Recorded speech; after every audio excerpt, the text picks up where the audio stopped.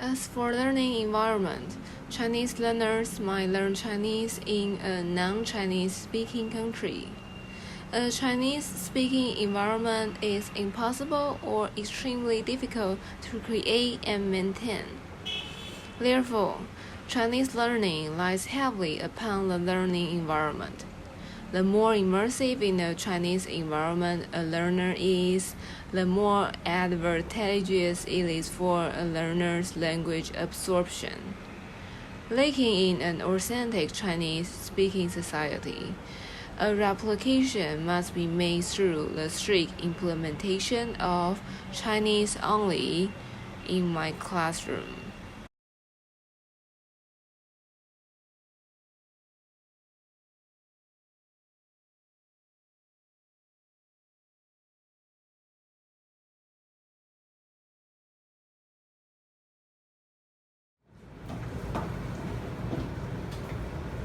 今天是礼拜六，天气好不好？还不错。那跟前几天比呢？跟前几天下雨天比，今天的天气如何？好一点。所以今天又是礼拜六，天气又好，所以很多人想去游乐园玩。所以我们可以说，去游乐园的路上的车子怎么样？排长龙。好，很好。那接着到了游乐园，很多人要去买票。这个时候售票亭的人潮怎么样呢？怎么样？大排长龙。好，人潮也是跟我念一遍，大排长龙。好，那想问你们去游乐园的时候，通常心情会是怎么样呢？你呀，你会怎么样？人很多，然后排人很长，人很久。明德呢？去游乐园的时候，心情会怎么样？心情很开心。很开心。好，所以这个时候去游乐园人很多，很开心，我们就可以说，虽然游乐园人很多，但是我们玩得很开心。跟我念一遍哦。虽然游乐园人很多，但是我们玩得很开心。好，接着到了游乐园的中餐时间了。游乐园的食物通常卖的都很贵，很多钱，很贵，但是大家还是会想去吃。那我们可以怎么说呢？虽然游乐园的食物很贵，但是很多人想吃想买。这是什么？这是云霄飞车。云霄飞车，云霄飞车很可怕，对不对？好，可是有没有很多人想玩？有。那我们可以怎么说呢？虽然云霄飞车很可怕，但是很多人想玩。好。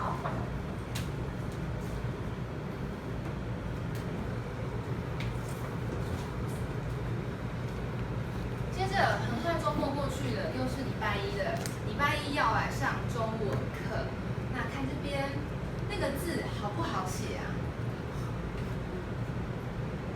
不好写。那我就想请问你们了，中文字不好写，你们为什么还想来学中文呢？请光泰回答。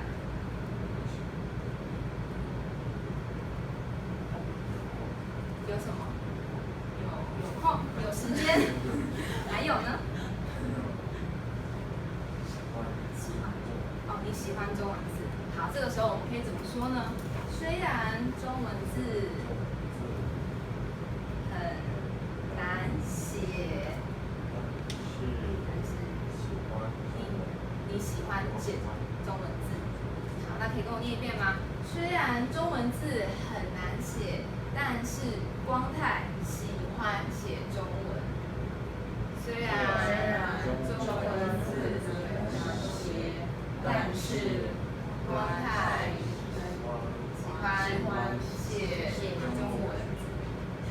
请光泰，你问一下明德，中文字难写，为什么他喜欢写中文字呢？问他。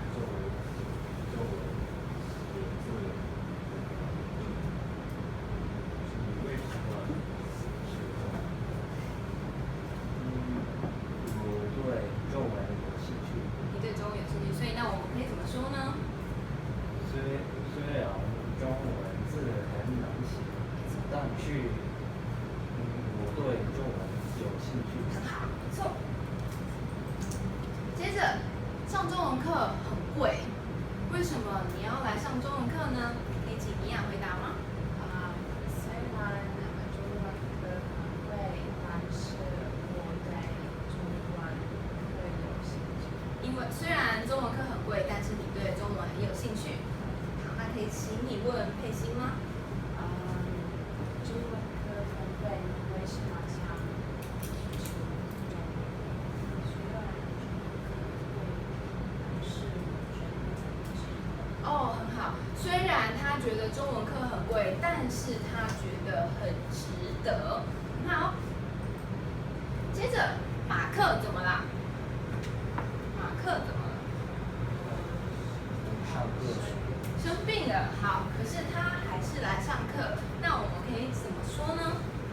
虽然他生病了，但是他来上课。好。接着，马克很喜欢玛丽，送玛丽礼物。玛丽不喜欢他，那我们可以怎么说呢？虽然马克喜欢玛丽，送玛丽礼物。好，但是玛丽不喜欢他，对，不喜欢他。接着，马克他聪不聪明？你们觉得？不聪明。那他有没有认真念书呢？有认真念书。好，那这时候我们可以怎么说呢？虽然马克很好，但是他认真念书。好，马克认真念书，他拿了几分？0分。那我们要怎么说呢？虽然很认真，但是他考了0分。好，那接下来请你们动一下手。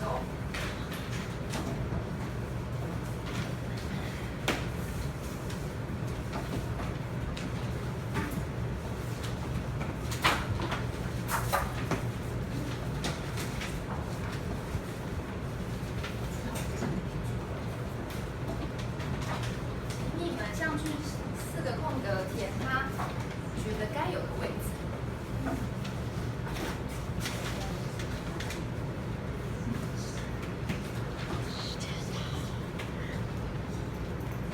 你们上来，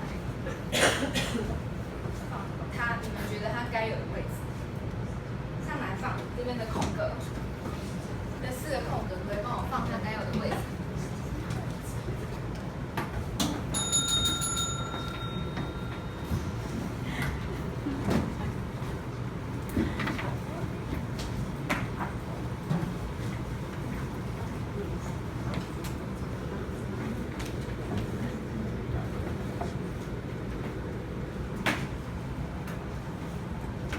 好，很好，都对了，谢谢大家。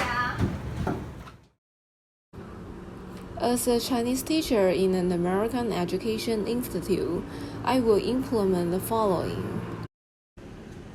A solid grasp on the background and motives of my student is essential in a way that only by corresponding with students' age, personality, native tongue, end of study, etc., can we tailor lesson to meet their specific needs so that strong motivation can be cultivated and effective learning achieved.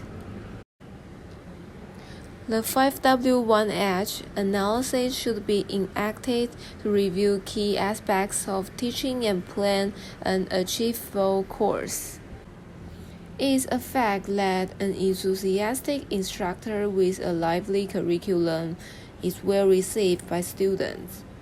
As such, I creatively design my courses with the goal of making them dynamic. It proved to maximize absorption of the language material I prepared and prevent overload.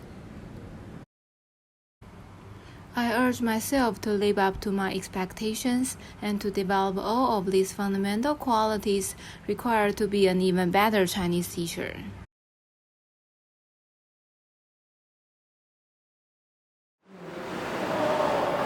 Good morning. Hi everyone. Today we are going to move to another part of the Chinese, that is culture.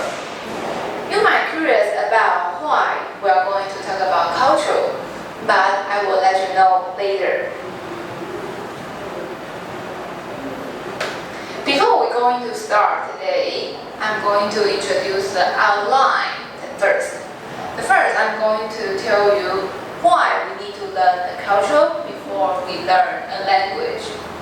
Then, I will give you an example, that is Chinese New Year. Then it is assigned from two parts. First is a basic introduction of Chinese New Year. The second is there are 8 traditions we do during Chinese New Year.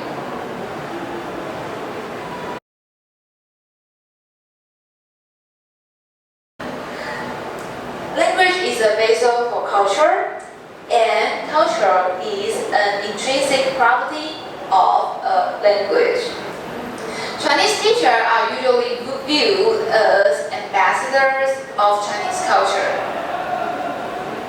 In order to play that role, aside from regular classes, I'm going to actively advocate for some theme-based courses that featuring Chinese festival, custom, traditional value to allow a better understanding and learning of Chinese. Now, we are going to focus Chinese New Year.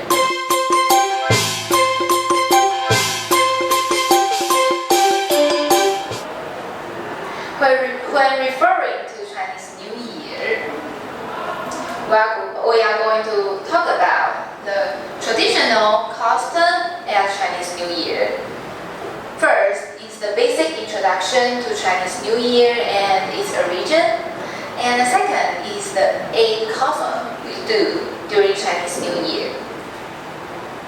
So, what is Chinese New Year? Do you know that? So, can you give me a brief explanation about Chinese New Year? What is your first impression about it?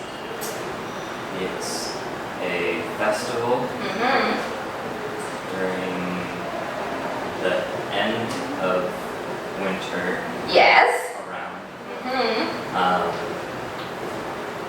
That signals the start of the new year. And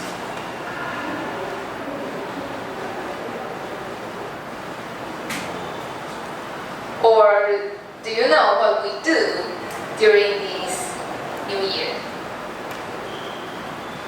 Okay, so you know much about it, and I'm going to introduce it. Oh, Chinese New Year, also known as the Spring Festival, starts on the New Year Eve, goes until the Lantern Festival, the 15 days of the year, which is around the week of February. It makes the longest festival on Chinese calendar.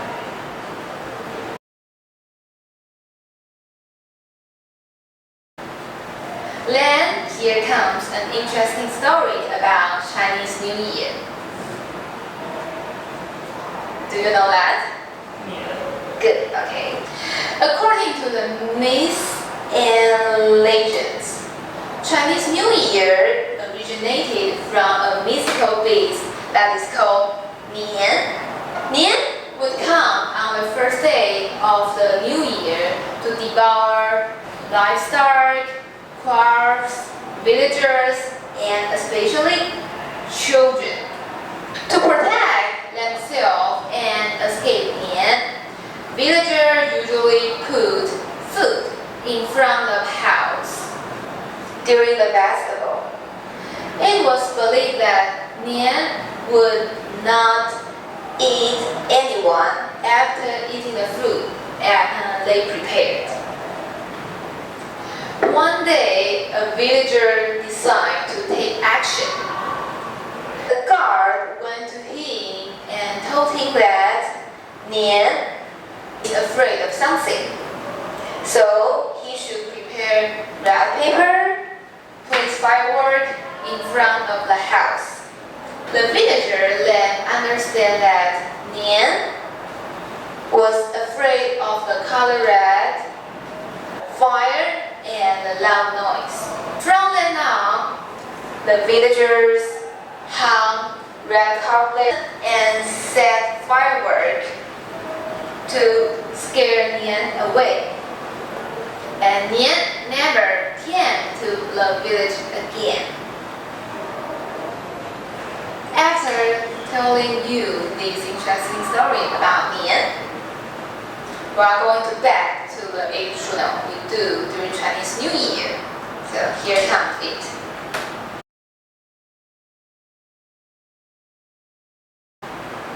The first custom we do is 春节大扫除, spring cleaning.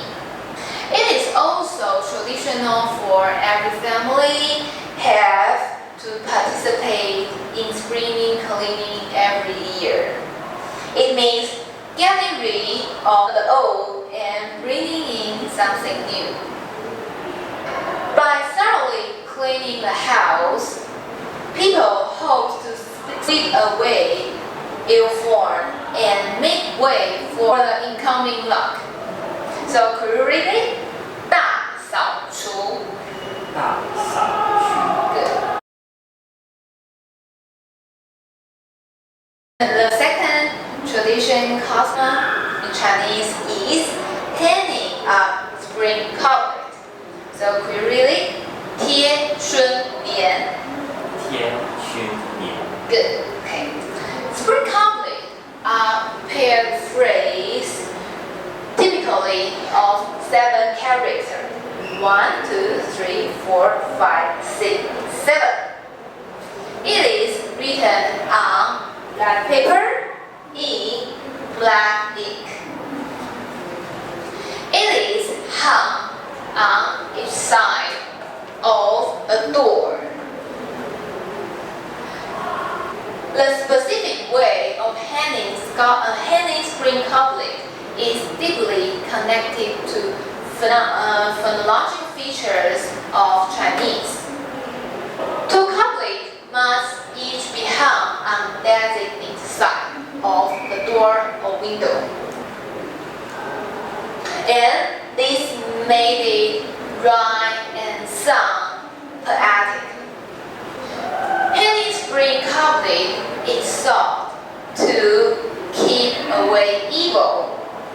But in some cases, people usually hang it upside down. For example, it is should. Sometimes people hang it upside down. In such manner, Chinese call it down, upside down. And it sounds similar in Chinese. Down means something is coming. So if people put good wishes on the spring couplet and hand it upside down, it means they hope the good wishes are coming. So now I'm going to give you, this is full, means fortune. Could you hand it upside down on it?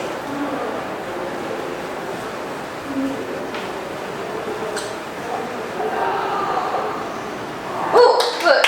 Thank you.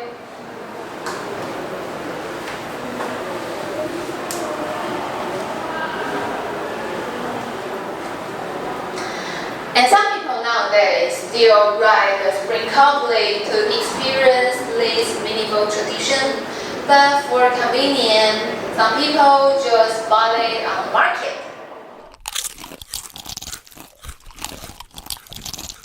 The third Chinese traditional custom is enjoying a reunion dinner. A reunion dinner is a must-have dinner during Chinese New Year with all families. The Chinese try very hard to make this family event, often traveling long distance, so it is a main reason for the huge traffic streets. People from North and South China have different cuisine on this special occasion, and many New Year cuisine are symbolic. Do you see that? Have you eat dumpling? Okay. In northern China, people usually have dumpling, 饺子. 饺 symbolize boils because its shape bear a strong resemblance with traditional Chinese money. In southern China, people usually have sticky rice cake, which sounds like yearly high, which means improvement. So can you read it? 年糕. Good. And another must-have dish in southern China is 鱼, fish. Can you read it? Good. 鱼, the pronunciation in Mandarin of 鱼 sounds similar to the word extra. So when we have fish, it means there is more than enough year after a year. So after we have 饺子, 年糕, 鱼, and the last is 团圆饭. Good.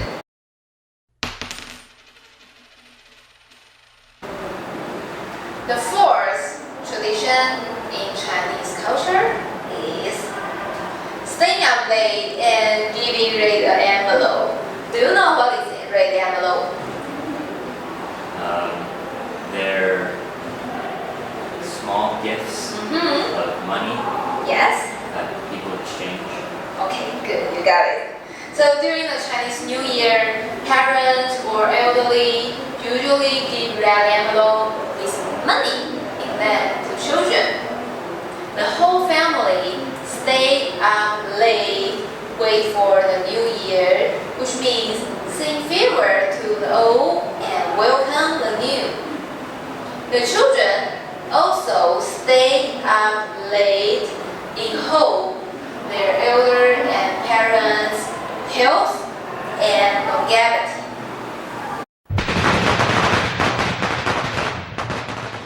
Traditional Chinese custom is setting off Firecrackers. when the New Year clock strikes at midnight.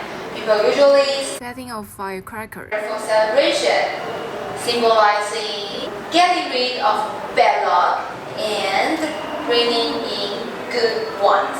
So could you read it? 鞭炮. Good.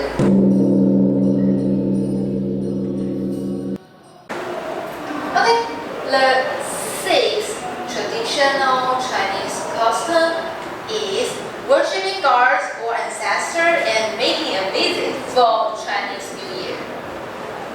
From the first day of the New Year, some people go to the temple to worship gods or ancestors for fortunes. Some of them will visit their relatives or friends or go traveling and enjoy the holiday.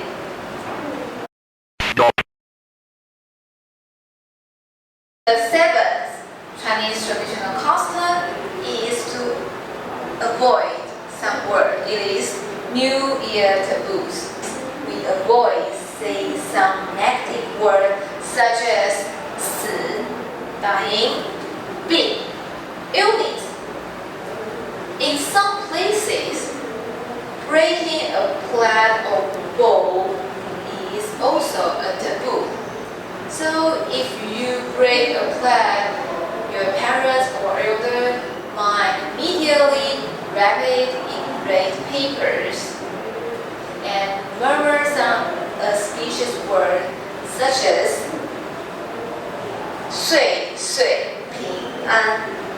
This asks for security and safety and every year.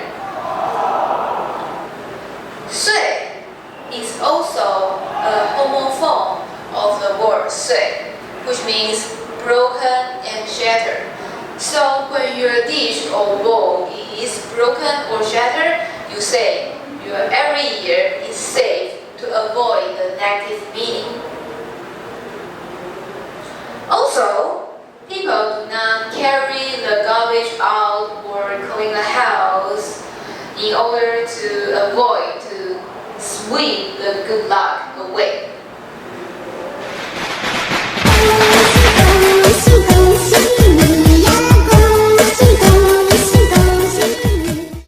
And the eighth tradition in Chinese New Year is auspicious words.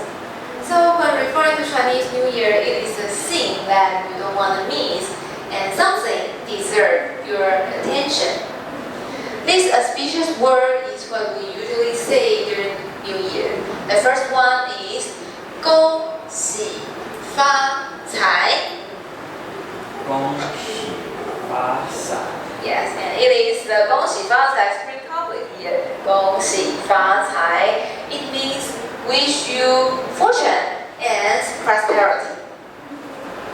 The second one is 吉祥如意. 吉祥如意. Okay. It means we wish you good fortune and may all you wish come true. The third one, 年年有余. 年年有余. It means may you, here, 年年有余. Sometimes we will have the fish because 鱼 and 鱼 is the homophone. 年年有余 means wish you there is surplus year after year. The fourth one, 财源广进. 财源广进. You know that the Chinese people love money. So sometimes we usually really like the auspicious related to money or fortune. 财源广进 means wish you the fortune comes generous to you. So this is about 财源广进. The last one is 十全十美. 十全十美. 10 is the number in Chinese, and we would like to have 10 means perfect. So 十全十美 here, it means everything ends perfect. So after our class today, I just want to tell you, wish you a Chinese New Year.